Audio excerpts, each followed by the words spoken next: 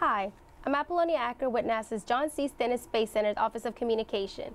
In just a few minutes, we'll be conducting another test of the RS-25 rocket engine for NASA's Space Launch System. Joining me today is Maury Vander, who's going to provide a little information about today's test and why some of these components are so important. Maury, thank you for joining us today. All right, thank you for having me, Apollonia. First, I understand that one of the main objectives of today's test is to green run or certify the engine controller. Can you tell me what the engine controller is and why it's so important to this test? Well, engine controller is basically the brains of the rocket engine. It tells the rocket engine what to do and when to do it, and it's even smart enough to adjust itself a little bit if it's a little bit off. So it's basically the heart and the brain of the rocket engine. Well, that's neat. I noticed that today's test is scheduled for 470 seconds. Can you give me insight on why it's so specific?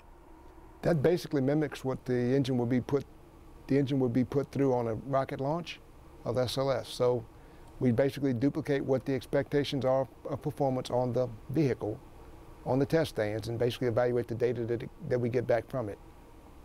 So it sounds like testing the engine basically simulates an actual flight of the Space Launch System. That makes running these tests pretty important, right? It really is. You know, basically our motto is we'd rather have it fail on the ground than we would on the launch vehicle in the air. So we basically put through its paces and try to make sure that it will perform in the future as expected. I noticed that there seems to be water coming from the base of the stand. Can you tell me what that is and why that's important to the test? That is water flowing through our flame deflector. You know, we basically take the rocket engine exhaust, it's at a couple thousand degrees, and cool it down to a level that we can safely handle it and discharge it into the atmosphere. So what you'll see during the upcoming test is you'll see a steam cloud come off of there. And basically if you're in the right spot at Stennis Space Center watching a test, you can get rained on. Well, that's pretty cool.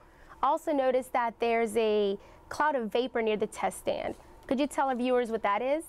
That's basically the exhaust of our liquid oxygen that we use to chill the engine and facility in preparation for test. So it's totally normal, and it's just what we do.